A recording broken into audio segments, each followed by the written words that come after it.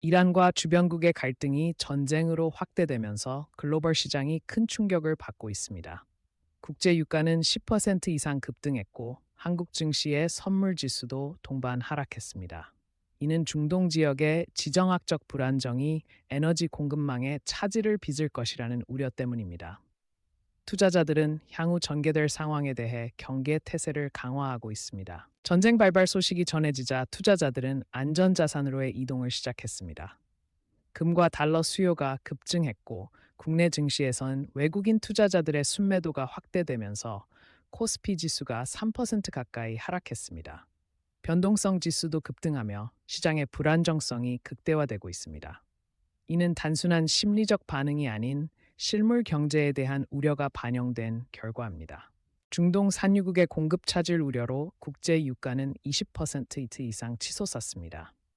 이에 국내 정유사들의 주가는 급등했지만 항공사와 해운 업종은 연료비 부담으로 큰 타격을 입었습니다.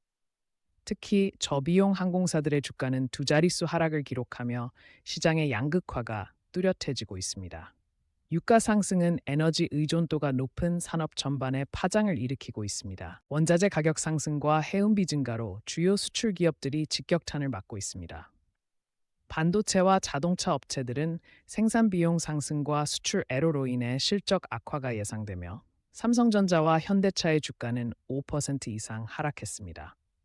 특히 글로벌 공급망이 불안정해지면서 수출 호조세가 주춤할 것이라는 전망이 우세해지고 있습니다. 전쟁 장기화 가능성에 따라 방산업체들의 주가가 급등하고 있습니다. 한화 에어로스페이스와 LIG 넥스원은 15% 이상 상승하며 시장을 이끌고 있습니다. 이는 중동 지역의 무기 수요 증가와 한국 방산업체의 기술력에 대한 글로벌 신뢰가 반영된 결과입니다. 정부도 방산 수출 확대를 위해 적극적인 지원에 나설 것으로 보입니다. 한국은행은 시장 불안을 진정시키기 위해 긴급 금리 동결을 발표했습니다.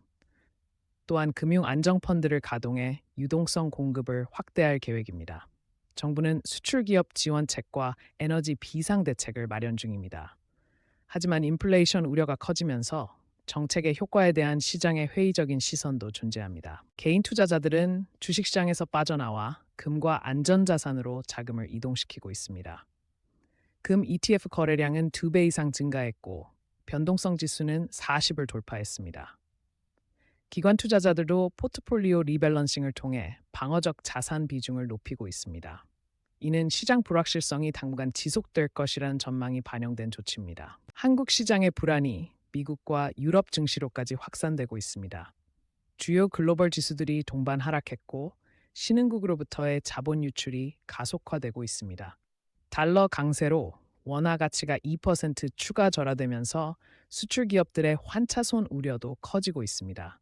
이는 이란 전쟁이 단순한 지역 갈등을 넘어 글로벌 경제에 광범위한 영향을 미치고 있음을 보여줍니다.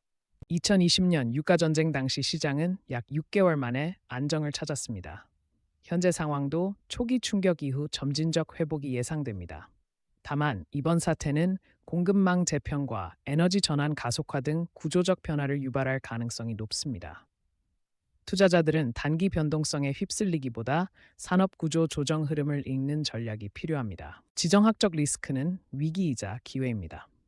단기적으로는 에너지 효율 기업과 방산주에 대한 관심을 유지하되 과도한 매매는 자제해야 합니다. 장기적으로는 공급망 다각화와 에너지 전환 관련 테마에 주목할 필요가 있습니다. 가장 중요한 것은 포트폴리오를 재점검하고 리스크를 분산시키는 것입니다. 전쟁의 충격은 일시적이지만 현명한 투자자들은 이를 미래 성장의 발판으로 삼을 수 있습니다.